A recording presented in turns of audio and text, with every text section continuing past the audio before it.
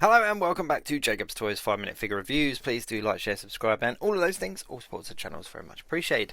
In this video we're going to take a look at the Marvel Legends Spider-Man Across the Spider-Verse Part 1 Wave, in particular Spider-Punk. Now this is a much anticipated re-release, should we say, of a figure.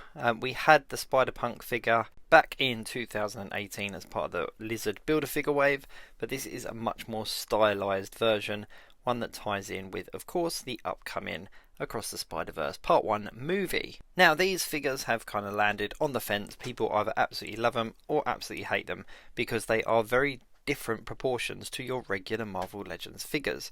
Now, we had a few Spider-Verse figures previously with the first film, and now we've got a whole wave of other figures. So with this one you get his guitar and you get the kind of, it's a web spinning hand, but I suppose you use it as a kind of rocking hand.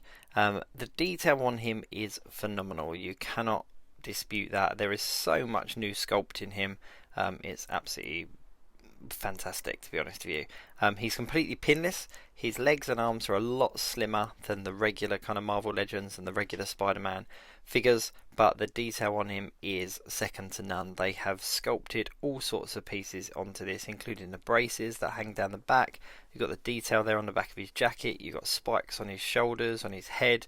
You've got the laces on the boots. There's like wraps and bandages and stuff all over him. I mean, he is a very cool Spider-Punk figure.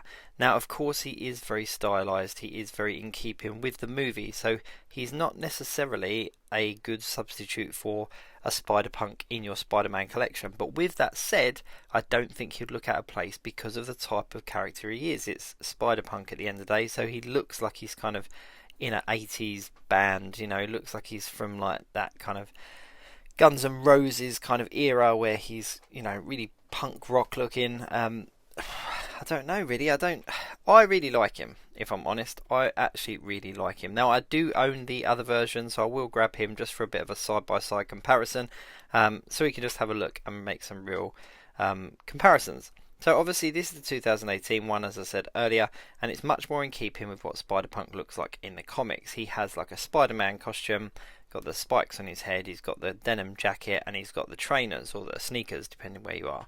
So he is much more in keeping with comic book accuracy. But as I said, this new version of Spider-Punk isn't based on the comic books, it's based on the movie.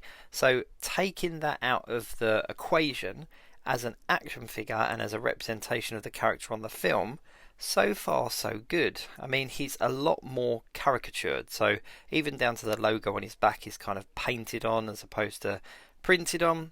The spikes on his head are massive. He's got kind of dripping paint coming from his eyes on the mask. Like I said, all the bandages and the wraps and everything make him look a lot more punk. So taking that away out of the equation, is he a comic book accurate Spider-Punk? No, not in the slightest. But would he work as part of your Spider-Man setup if you don't have this earlier version of Spider-Punk? Personally, I think so. I think as a figure, it's actually pretty cool. He's got a load of articulation. As I said, he's completely pinless, and there's a lot of kind of posability. You can get him into some good pictures, in some good poses. And yeah, I just think as a figure, he's pretty cool. I think you have to step back and kind of go, is this a comic book accurate Spider-Punk? Because the obvious answer is a straight up no. But is this a good version of a Spider-Punk character? 100%. They've really kind of thought about him in the design, and whether that's down to the action figure or whether that's down to the production of the movie, the design of him is very cool. Let's have a little bit of a close-up look here. As I said, you can see all the studs on his jacket and the zips and everything. All of the kind of stickers and that all over his guitar. Now the guitar is a reused part. It's the same guitar that we've seen with loads of other figures, but all of these kind of stickers and details make it look very different indeed. He does come with some unique hands. He comes with obviously the guitar holding hand and the plectrum holding hand. The studs go all the way over onto the back, as you can see here. I love the design on the back of his jacket. I love the kind of ripped aspect of his shirt and the tied up laces around the back of the boots.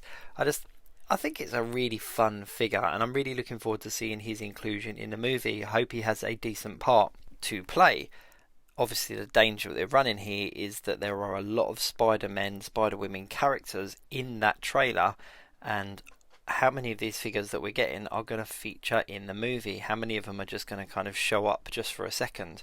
This one, and of course the big cyborg Spider Woman, there's a strong possibility that they might only feature in the film for a short time. But as an action figure, I think he's really cool. I think he's definitely worth picking up. Thanks very much for watching. Please do like, share, subscribe, and I'll see you soon.